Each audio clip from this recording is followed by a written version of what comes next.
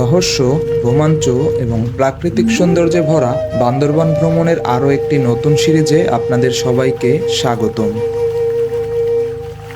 বান্দরবান মানেই যেন এক রূপকথার গল্প, যেখানে পাহাড়, ঝর্ণা, ঝিরি এবং বিভিন্ন উপজাতিদের নানান রকম সংস্কৃতি মিলে সৃষ্টি করেছে এক অনন্য রূপকথার জগৎ। এই অঞ্চলের প্রতিটি পরতে পরতে মিশে আছে হাজারো অজানা গল্প। এর যতই গভীর থেকে গভীরে যাওয়া যায়, ততই যেন সামনে আরো বেশি রহস্যের জট খুলতে থাকে। বান্দরবান জেলার একদম গহীনে বাংলাদেশ মায়ানমার সীমান্তের শূন্যরেখায় অবস্থিত বাংলাদেশের আনঅফিসিয়ালি সর্বোচ্চ পাহাড় সাকাহাফং।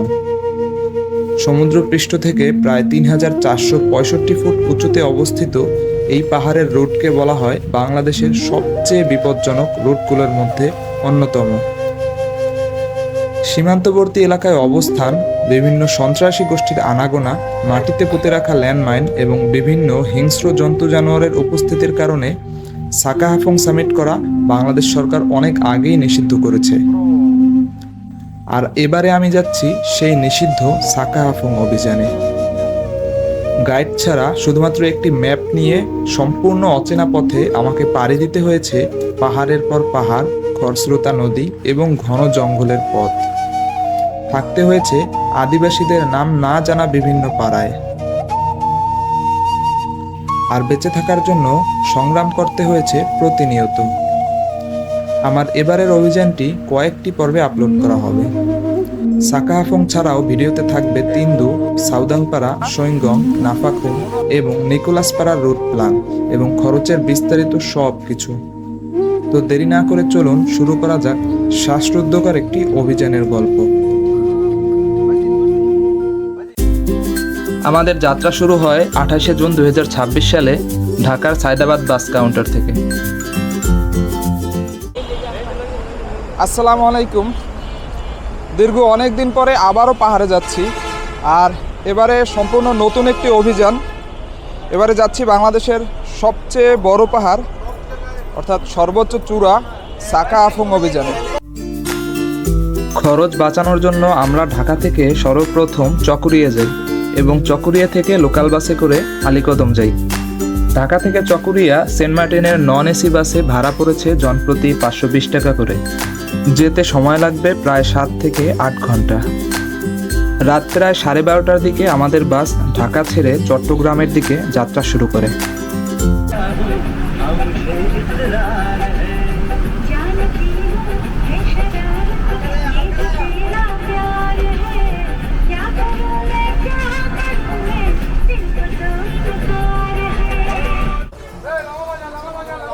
এখন বেলা প্রায় 11টা বাজে, আর আমি আছি চকরিয়া বাস কাউন্টারে। এখান থেকে এখন এই লোকাল বাসে করে যাব এখান থেকে সোজা আলীকদম এবং সেখান থেকে অটোতে করে পানবাজার যাব। ঢাকা থেকে আমি যে এই চকরিয়া পর্যন্ত আসছি সেন্ট মার্টিনের নন এসি বাসে, বাসের সার্ভিস ছিল খুবই জঘন্য আর অনেক দেরিতে আসছে এই পর্যন্ত। যেখানে আমার এখানে থাকার কথা ছিল 7টায়, কিন্তু এখন বাজে প্রায় 11টা, 11:30। অনেক দেরি হয়ে গেছে আজকে। চকরিয়া থেকে আলীকদম যাওয়ার জন্য আমরা জনপ্রতি 100 টাকা করে ভাড়া দিয়ে লোকাল বাসে উঠি। এবারে আমাদের টিমে আমি ছাড়াও রয়েছে সিদ্দিক, রফিক, জাহিদ, ফয়সাল এবং নতুন 2জন মানুষ, নয়ন ভাই এবং তায়েব।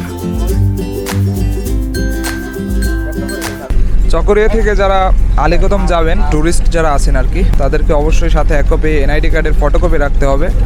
সামনে একদম আলীকদমের আগে একটা আর্মি চেকপোস্ট আছে, সেখানে আপনার জাতীয় এনআইডি কার্ডের ফটোকপি এবং তার সাথে ফোন নাম্বার লিখে দিতে হবে আর কি। তো ভালো হয় আগে থেকে যদি কয়েক কপি ফটোকপি আপনার ব্যাগে থাকে, তাহলে আর এই ভ্রমণের সময় ঝামেলা করতে হয় না।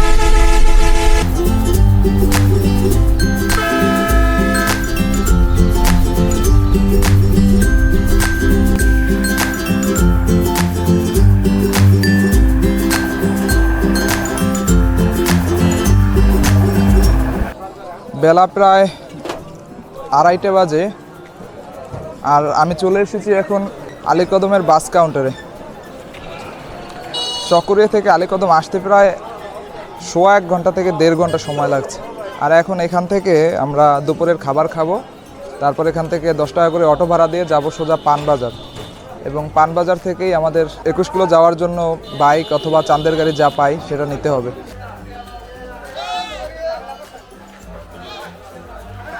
আপনারা যারা আলীকদম থেকে বিভিন্ন জায়গায় ঘুরতে যাবেন তারা কিন্তু এই আলীকদমের বাস স্ট্যান্ড থেকেই এখানে আমাদের গাইড অফিস আছে ট্যুরিস্টদের জন্য, সেখান থেকে গাইড ভাড়া নিয়ে তারপরে যেতে হবে।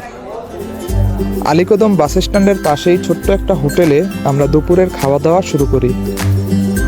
সামনে অনেক দিন হয়তো আমাদের ভালো খাবার নাও জুটতে পারে, তাই এখানে দুপুরে ভালো মন্দ খাবার খেয়ে একটা অটো নিয়ে সোজা চলে যাই পানবাজারে। আমি এখন আছি আলীকদমের পানবাজারে, আর এখান থেকে বাইকে অথবা চাঁদের গাড়িতে করে 21 কিলো যাওয়া যায় আর কি।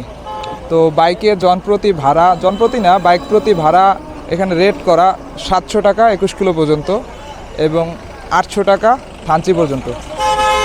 আর চাঁদের গাড়ির ক্ষেত্রে আমরা চাঁদের গাড়ি নিয়েছি এখানে, আমাদের টিমে মোট 7 জন এবং আরও 5 জন একটা টিম পেয়েছি। তো মোট আমরা 12 জনে মিলে একটা চাঁদের গাড়ি নিয়েছি। টোটাল তারা যাবে থানচি পর্যন্ত, আমরা তো 21 কিলো নেমে যাব। তো 3500 টাকায় একটা চাঁদের গাড়ি ভাড়া করেছি। যা ভাড়া যা হয় টুকটাক সবাই মিলে ভাড়া দেব। এই হলো চাঁদের গাড়ি। পানবাজার থেকে 21 কিলো যাওয়ার এই রাস্তাটা অসম্ভব সুন্দর। আঁকাবাঁকা পাহাড়ি রাস্তার দুই পাশে সারি সারি মেঘের রাশি। এরই মধ্যে থেকে আমাদের চাঁদের গাড়ি ছুটে যাচ্ছে ডিম পাহাড়ের কোল ঘেঁষে অবস্থিত 21 কিলো। পথিমধ্যে আমাদেরকে একটা আর্মি চেকপোস্ট পাড়ি দিতে হয়েছে। সেখানে আমাদের এনআইডি কার্ডের ফটোকপি এবং আমাদের পরিচয় দেওয়ার পরে সামনে যাওয়ার অনুমতি মিলেছে। প্রায় আধা ঘন্টা এই মেঘের মধ্য থেকে চলার পরে আমরা পৌঁছে যাই 21 কিলো নামক স্থানে।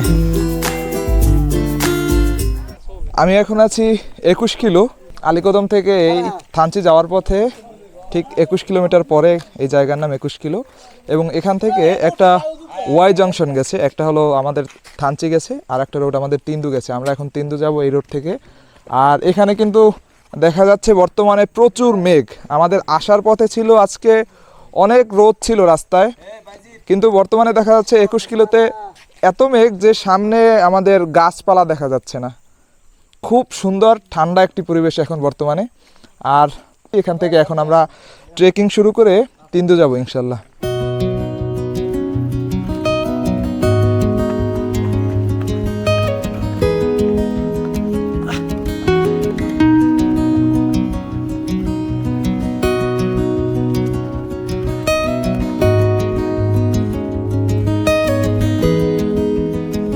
ঘড়িতে সময় তখন বিকেল 5টা বাজে।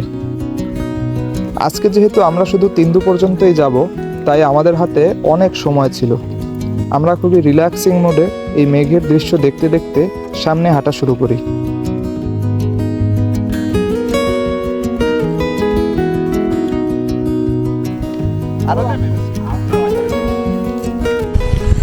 সময় এখন 5:15 বাজে বিকেল, আর আমরা যাচ্ছি এখন 21 কিলো থেকে তিন্দুর রাস্তা হয়ে একদম তিন্দুপাড়ায়। আজকে আমরা ইনশাল্লাহ তিন্দুপাড়ায় থাকবো। আর বর্তমানে এই 21 কিলোর অবস্থা একদম মেঘাচ্ছন্ন, সম্পূর্ণ মেঘে আচ্ছন্ন চারিদিকে পরিবেশ। যদি একটু দেখাই আপনাদেরকে, দেখুন যে এত মেঘ যে কুয়াশার মতো চারিদিকে, সামনে কিচ্ছু দেখাচ্ছে না। এগুলো কিন্তু সম্পূর্ণ মেঘ, তার মানে আমরা একদম বর্তমানে মেঘের মধ্যে আছি। এবং এই মেঘের মধ্যে থেকে এই ঠান্ডা বাতাস, এই ঠান্ডা মেঘের মধ্যে থেকে আমরা হেঁটে যাচ্ছি তিন্দুর দিকে। এখানে কিন্তু আমাদের নয়ন ভাই, সে একা একা এসে অনেক আগে এসে এখানে বসে একটু রেস্ট নিতেছে, আর চারিদিকে এই মেঘের পরিবেশটা সে ফিল নিচ্ছে। নয়ন ভাইয়ের গেট আপটা কিন্তু খুব সুন্দর, একদম টিপিক্যাল বাঙালি গেট আপ, মাথায় গামছা, আর যদিও হাফ প্যান্টটা বাঙালির কালচার না। আর এদিকে তায়েফকে দেখা যাচ্ছে, সে কিন্তু সম্পূর্ণ উপর থেকে নিচ, সম্পূর্ণ একজন ট্রেকাররা যা পরে আর কি, কিন্তু পঞ্চটা বাদে ক্রক্স পরে আসছে, কিন্তু তাছাড়া সবই কিন্তু একদম ভালো একজন ট্রেকার হিসাবে তাকে এখন চিহ্নিত করা যাচ্ছে। আর এদিকে সবাই ফটো তুলতে ব্যস্ত জাহিদ, আর এই আর্জেন্টিনার জার্সি পরা বন্ধু vamos vamos Argentina, vamos Bangladesh.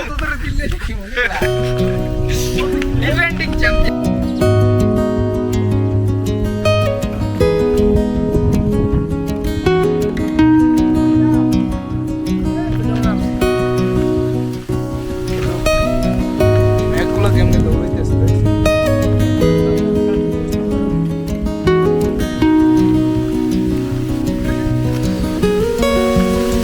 সমস্যাটা কি, আমরা যাইতে যেতে অনেক রাত হয়ে যাবে, প্রায় 8টা সাড়ে 8টা বাজে যাবে, 8টা বাজবে প্রায়। তো আমাদের বেশিরভাগ পথই রাতে চলতে হবে। এখানে দৃশ্যটা এত সুন্দর এই পথটা, কিন্তু আমরা সেটা উপভোগ করতে পারবো না।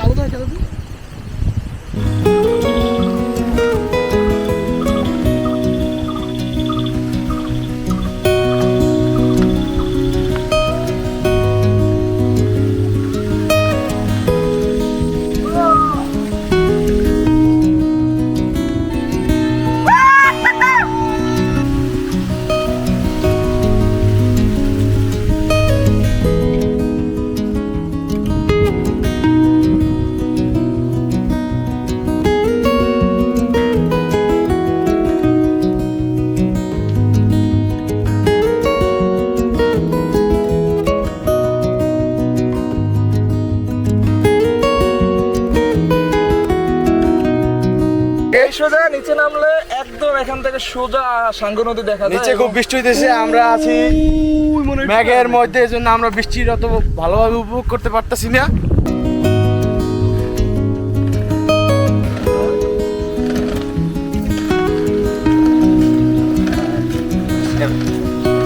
বৃষ্টি শুরু হয়েছে।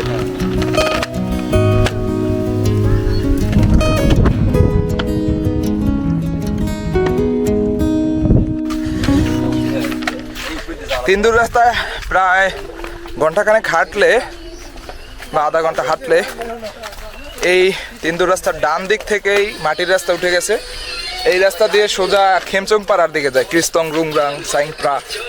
আর আমরা এবার এই রাস্তায় না গিয়ে এই পিচ ঢালা রাস্তা দিয়ে সোজা চলে যাচ্ছি তিন্দুর দিকে। সমুদ্রপৃষ্ঠ থেকে প্রায় 2800 ফুট উঁচুতে অবস্থিত 21 কিলো থেকে আমাদেরকে যেতে হবে তিন্দুপাড়ায়। 21 কিলো থেকে তিন্দুর এই রাস্তাটিকে বলা হয় বাংলাদেশের দ্বিতীয় বিপজ্জনক রাস্তা।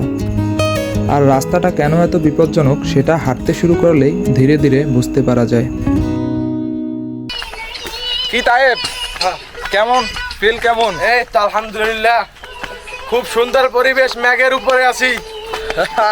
ভালো লাগতেছে। তায়েবের কিন্তু এই সর্বপ্রথম বান্দরবান আসা এবং পাহাড় ট্রেকিং, আর প্রথম ট্রেকেই সে সাকাফং যাওয়ার জন্য আসছে। এটা কিন্তু অনেক বড় একটা সাহসের বিষয়। দেখা যাক কি অবস্থা হয়। আমি এখন ডাউন ট্রেক হাঁটতেছি। তিন্দুর এই রাস্তাটা খুবই কষ্টকর।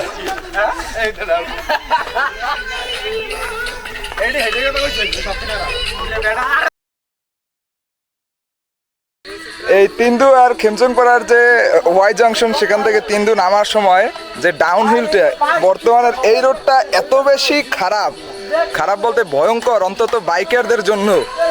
পুরো রাস্তাটা এত পিচ্ছিল এবং এত ডাউন হিল এখানে যে খুবই বিপজ্জনক।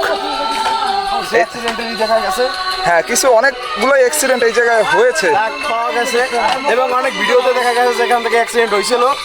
এই রাস্তাগুলো আমরা এখন পাড়ি দিতেছি, বাইক নিয়ে কেউ আসবেন না। যারাই বাইক নিয়ে আসতে চান তিন্দু, অন্তত এই রোডটা একটু সাবধানে আসবেন, খুবই বিপজ্জনক রোড এই জায়গাটা।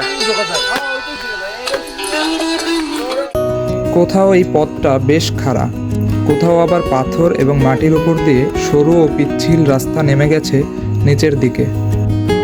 এক পাশে পাহাড়ি ঢাল আর অন্য পাশে গভীর গিরিখাত।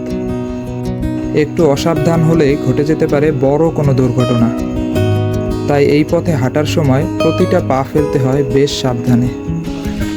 আমাদের হাঁটতেই কষ্ট হয়ে যাইতেছে এই রাস্তায়, আর এখান থেকে বাইক নিয়ে যাওয়া যে কতটা ঝুঁকিপূর্ণ তা ভাবলেই ভয় করে।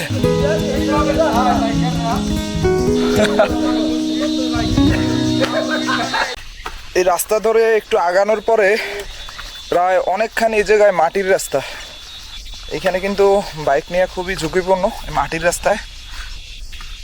যারা এদিকে আসবেন খুব সাবধানে আসবেন, অনেক ভেবে চিন্তে আসবেন, বিশেষ করে যদি এক্সপার্ট না হন ড্রাইভিংয়ে এই রাস্তায় তো ভুলেও না।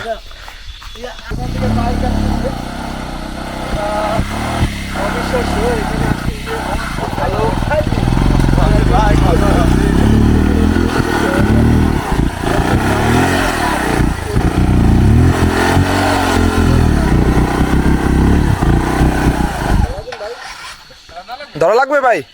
পারবো। আরে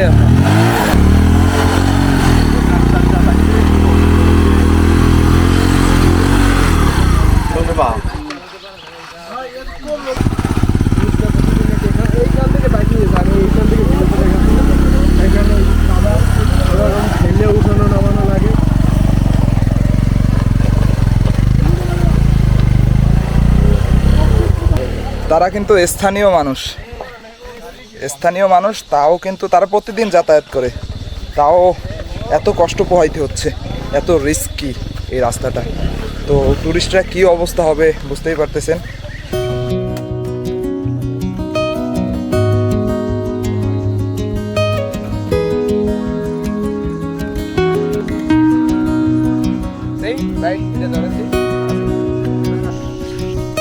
এই তিন্দু রাস্তার পাশেই একটা পাড়া আছে, পাড়াটার নাম হলো আবুয়া পাড়া। খুব সুন্দর ছিমছাম একটি পাড়া, জঙ্গলের মধ্যেই অবস্থিত। এখানে আমার গতবার যাওয়ার সৌভাগ্য হয়েছিল আর কি, তাও ভুলক্রমে। কিন্তু এবার আবুয়া পাড়াকে পাশে রেখে তিন্দুর রোড ধরে আমরা সোজা ওই যে দূরে তিন্দু যাব ইনশাল্লাহ।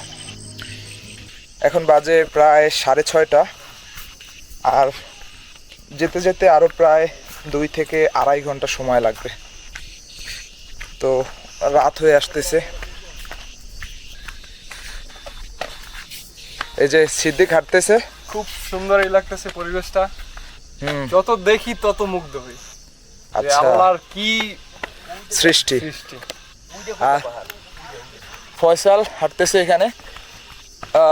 এখান থেকে দূরে সব এইগুলো সব মদক রেঞ্জের পাহাড় এগুলা, আর এই সাইড থেকে এখান থেকে হাঁটলে এই জায়গায় এগুলো সব আমাদের চিম্বুক রেঞ্জের পাহাড়। আচ্ছা, তার মানে এই ওই হলো যেখানে ম্যাগ দেখা যায়, ওইটা আমাদের বাংলাদেশের বর্ডার, আমাদের সাইড, আমাদের বর্ডার, আমাদের সীমান্ত রোড। আচ্ছা এটা আচ্ছা, বাগলাই রোড বলা হয় বর্তমান, সীমান্ত রোড।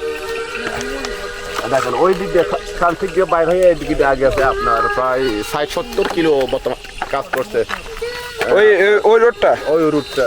যেমন ওখানে তো বর্তমান টুরিস্ট নিষিদ্ধ নাকি? না, নিষিদ্ধ, এখন বর্তমান নিষিদ্ধ।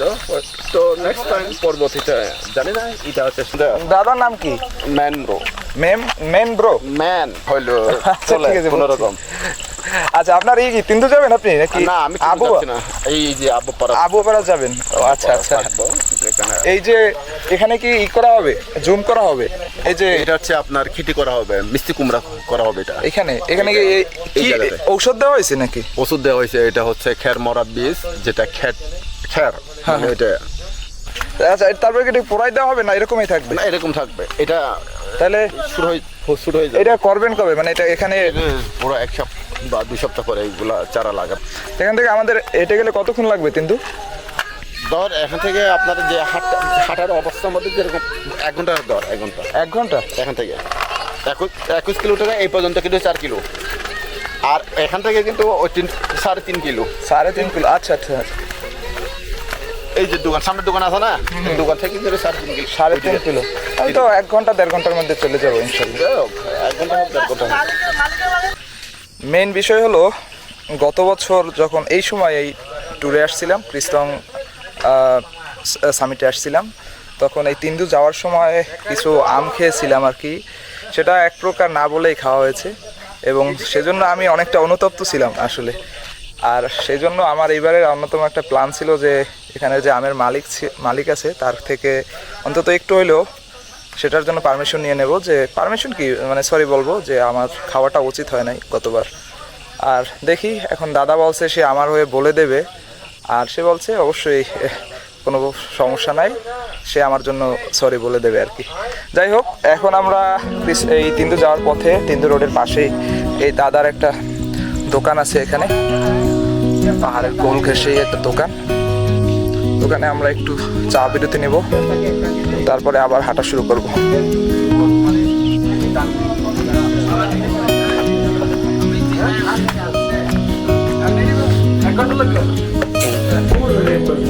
এখানে তায়েব দেখা যাচ্ছে নেট খোঁজাখুঁজি চলতেছে।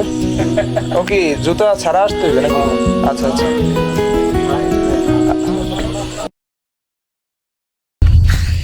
আমরা খুবই ভয়ঙ্কর একটা পরিস্থিতির মধ্যে আছি বর্তমানে। প্রায় সন্ধ্যা হতে আর 10-15 মিনিট বাকি, কিন্তু আমরা মাত্র আবহাওয়া পাশে রেখে সামনে এগিয়ে যাচ্ছি। কিন্তু এই রাস্তাটা সামনে খুবই বিপজ্জনক, কারণ এখানে আগে প্রায় এই রাতের আধারে ছিনতাই হয়েছে এবং অনেক রকম সন্ত্রাসী এখানে থাকে আর কি, এর ইতিহাস আছে। তাই আমরা চাচ্ছি, আমাদেরকে পিছনে সতর্ক করা হয়েছে যে এখন এই রাতে যাওয়াটা বিপজ্জনক, তাও আমরা একটু ঝুঁকি নিয়ে যাচ্ছি যত জলদি করা যায়। এখন আমাদের তিন্দু পৌঁছাতে হবে। বিকেল পেরিয়ে সন্ধ্যা নামলো। আকাশের আলো ধীরে ধীরে হারিয়ে যাচ্ছিল পাহাড়ের ওপারে, আর এক সময় পুরো রাস্তাটাই অন্ধকারে হারিয়ে গেল। তখন অবশ্য আমাদের মধ্যে একটু ভয় কাজ করা শুরু করলো, কারণ এই পাহাড়ি অঞ্চলকে ঘিরে স্থানীয়দের মধ্যে বিভিন্ন ধরনের গল্প এবং নানা রকমের কাহিনী প্রচলিত আছে। দিনের বেলায় যে পথটা এত সুন্দর লাগছিল, রাতের অন্ধকারে সেই একই পথটাকে কেমন যেন সম্পূর্ণ অপরিচিত মনে হচ্ছিল। বান্দরবনে একটা তিন্দুপাড়া একটা ফানুস উড়ানো হইতেছে, কারা যেন উড়াইতেছে। ধর্মীয় কোনো উৎসবের কারণে হইতে পারে বা অন্য কোনো কারণে হইতে পারে। দূরে দেখা যাচ্ছে অন্ধকারের মধ্যে একটা ফানুস উঠতেছে, খুবই সুন্দর একটা দৃশ্য। অবশেষে আমরা চলে এসেছি তিন্দুপাড়ায়। এখন বাজে রাত প্রায় 7:30, অর্থাৎ আমরা 21 কিলো থেকে সেই 5টায় হাঁটা শুরু করেছি, আর প্রায় 2.5 ঘন্টা হেঁটে আমরা চলে এসেছি তিন্দুপাড়া। প্রায় 2.5 ঘন্টা ট্রেকিং শেষে রাত 7:30টার দিকে আমরা এসে পৌঁছালাম বাংলার ভূস্বর্গ নামে পরিচিত তিন্দুপাড়ায়। এখানে মূলত মারমা জনগোষ্ঠীর মানুষেরা বসবাস করে। চারপাশের সবুজ পাহাড়, সামনে বয়ে চলা খরস্রোতা সাঙ্গু নদী, আর এখানকার মানুষের সহজ সরল জীবনযাপন, সব কিছু মিলিয়ে তিন্দুপাড়া ভ্রমণ পিপাসু মানুষদের কাছে অন্যতম একটি আকর্ষণীয় জায়গা। লাস্টের দিকে আমরা প্রায় আধা ঘন্টায় 4 কিলো হাঁটছি। অজানা একটা আতঙ্ক নিয়ে লাস্টের দিকে আমরা খুব দ্রুত হাঁটছি। তবে এতক্ষণ ট্রেকিং শেষে আমরা এখন বেশ ক্লান্ত, তাই এখন আমাদের প্রথম কাজ হলো আজ রাতের জন্য এখানে থাকা এবং খাওয়ার একটা ব্যবস্থা করা। নে লাইট নে। কিন্তু আমরা চলে এসেছি, আর সে আমাদের দাদার বাসায় এসেছি। দাদা কেমন আছেন? দাদা দিদি কেমন আছেন? আছেন, ভালো আছেন সবাই? চিনছেন? ওরে দাদা কি যে কষ্ট।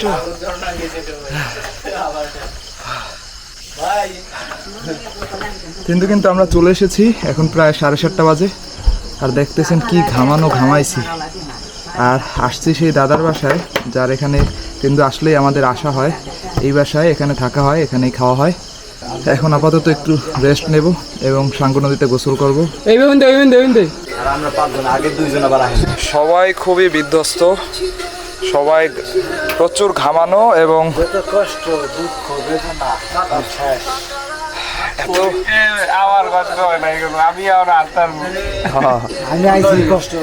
এত বেশি এনার্জি যে আরো হাঁটতে পারবে।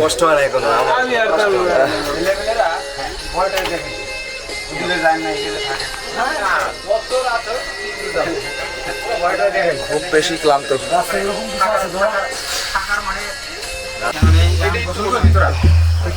আমাদেরকে আজকে রাতে থাকার জন্য দাদা এইখানে রুম দিয়েছে। রুমটা হলো নতুন করা হয়েছে। আগে দাদার বাসা ছিল এইটা নিচে আর কি, নিচে টিনের বাসা ছিল, কিন্তু এই যে কাঠের যে নতুন ঘর করা হয়েছে এটা ট্যুরিস্টদের জন্য নতুন করা হয়েছে। এটা দোতলায়, নিচতলায় রুম আছে উপরে থাকার জন্য, কিন্তু এই দোতলা এটা খুব সুন্দর হয়েছে এবারে। আর এখান থেকে এই আমাদের এই বারান্দা থেকে কিন্তু খুব সুন্দর সাঙ্গু নদী দেখা যায়। কালকে সকালে ইনশাল্লাহ দেখানোর চেষ্টা করব। আমাদের সব টিমমেটরা কিন্তু খুব ক্লান্ত বর্তমানে। এখানে সিদ্দিক স্যালাইন মিক্স করতেছে, এখন একটু স্যালাইন খাবো সবাই, রিহাইড্রেশনের দরকার আছে। আর বর্তমান আজকের দিনে খুব বেশি কষ্ট হয়েছে বলতে গেলে নয়ন ভাইয়ের, তার অবস্থা খুবই সিরিয়াস, এবং তায়েফ আর বাকি যারা সবাই আগে থেকে যেহেতু এক্সপিরিয়েন্সড এই জন্য সবাই কিছুটা স্টেবল আছে। আর আমাদের অবস্থা এখন একটু রেস্ট নিলে হয়তো সব ঠিক হবে, শরীরটা আবার একটু চাঙ্গা হবে, গোসল করলে হয়তো আরো চাঙ্গা হবে ইনশাল্লাহ। তারপরে খাবার দাবার খাওয়ার পরে আপনাদের সাথে বিস্তারিত এখানে থাকা খাওয়া এইসবেরই খরচ নিয়ে আলোচনা করা হবে ইনশাল্লাহ। প্রায় 10-15 মিনিট রেস্ট নিয়ে আমরা এখন সাঙ্গু নদীতে আসছি গোসল করতে। পানি একটু ঘোলা কিন্তু প্রচুর ঠান্ডা, এই মুহূর্তে এই ঠান্ডা পানিতে গোসল করা খুবই দরকার। দেখা যাচ্ছে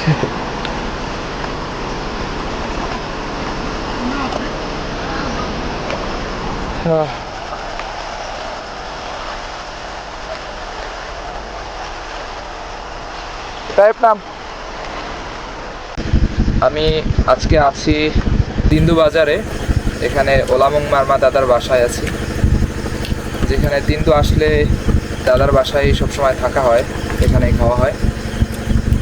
রাতে গোসল করে সাঙ্গু নদীতে খুব ঠান্ডা পানিতে গোসল করে তারপর একটু বিশ্রাম নিয়ে আমরা এখন খাবার খেতে বসেছি। আমাদের রাতে আজকে খাবারের আইটেম হলো ডিম, ডাল আর আলু ভর্তা। দাদা আমাদের জন্য খুব জলদি এটার ব্যবস্থা করতে পারছে, যেহেতু আগে জানিয়ে আসা হয় না, এই জন্য মুরগি বা অন্য কোনো কিছুর ব্যবস্থা করা সম্ভব হয়নি আজকে। যাই হোক, এই প্যাকেজের মূল্য 150 টাকা পার পারসন। আর এখানে আনলিমিটেড ভাতের ব্যবস্থা আছে, ডাল আছে আনলিমিটেড, এবং ডিম ভাজি আছে। প্রচুর ক্ষুধা লেগেছে, আজকে অনেক দূর হাঁটা হয়েছে, অনেক পরিশ্রম করেছি। তো নিস্তা ভাই এখন খাওয়া দাওয়া খুব ক্ষুধার্ত।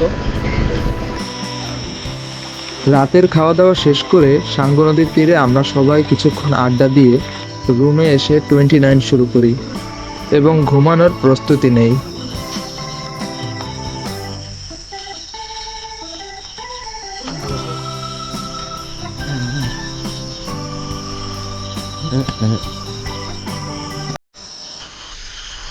আজকের অনেক পরিশ্রমের পর এখন ঘুম দেবো, খুবই ঘুম চোখে। এখন বাজে রাত প্রায় 11টা। আর কালকে খুব সকাল সকাল ইনশাল্লাহ তিন্দু থেকে প্রথমে বাগের মুখ যাব এবং সেখান থেকে সাউদাম্পাড়ার উদ্দেশ্যে আমাদের ট্রেকিং শুরু করব। আজকের গন্তব্য এতটুকুই, আবার দেখা হবে ইনশাল্লাহ আগামীকালকে। আল্লাহ হাফেজ।